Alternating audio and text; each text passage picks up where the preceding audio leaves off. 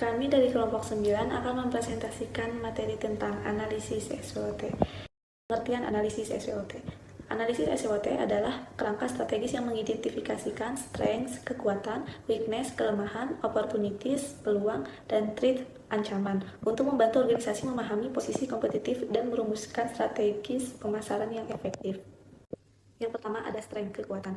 Kekuatan adalah faktor internal positif yang memberikan keunggulan kompetitif bagi organisasi. Berikut adalah 3 aspek utama kekuatan yang perlu dianalisis. Yang pertama, keunggulan kompetitif. Faktor pembeda yang membuat organisasi lebih unggul dari pesaing seperti reputasi brand, loyalitas pelanggan, atau posisi pasar yang kuat. Yang kedua, sumber daya internal. Aset berwujud dan tidak berwujud yang dimiliki organisasi, termasuk modal finansial, teknologi, SDM berkualitas, dan infrastruktur.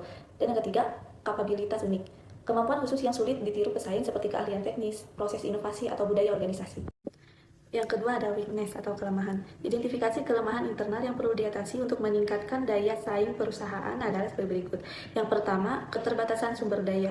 Budget pemasaran yang terbatas membatasi jangkauan kampanye dan kemampuan untuk bersaing dengan kompetitor besar. Yang kedua, area perbaikan. Sistem distribusi yang belum optimal dan kurangnya presence di platform digital modern.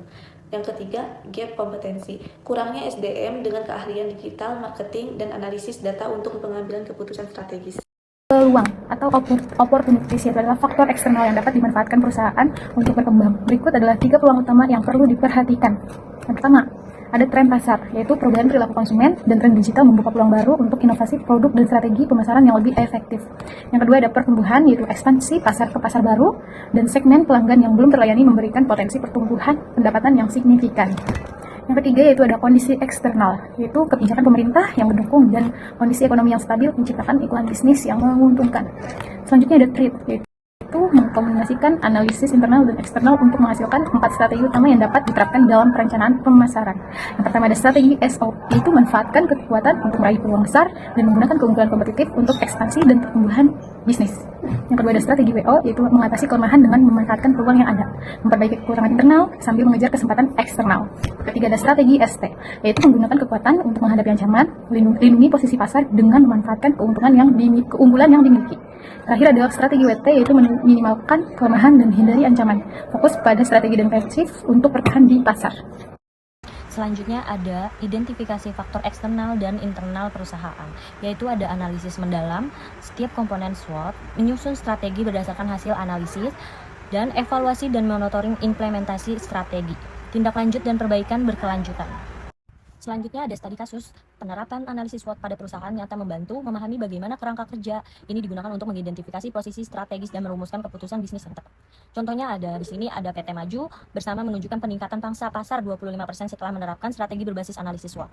Yaitu di sini ada tabelnya dan hasilnya adalah hasil analisis mengidentifikasi kekuatan pada brand awareness yang kuat, kelemahan pada distribusi terbatas, peluang ekspansi digital dan ancaman dari kompetitor baru di pasar.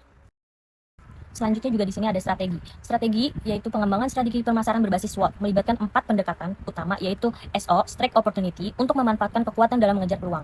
Yang kedua ada WO, Weakness Opportunity, untuk mengatasi kelemahan sambil meraih peluang.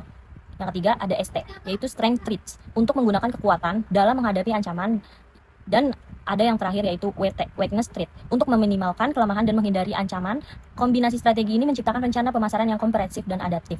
Kesimpulan dari presentasi ini yaitu adalah analisis SWOT adalah alat strategis yang powerful untuk mengidentifikasi posisi kompetitif perusahaan. Dengan memahami kekuatan, kelemahan, peluang, dan ancaman, organisasi dapat merumuskan strategi pemasaran yang efektif dan berkelanjutan untuk mencapai keunggulan kompetitif. Terima kasih.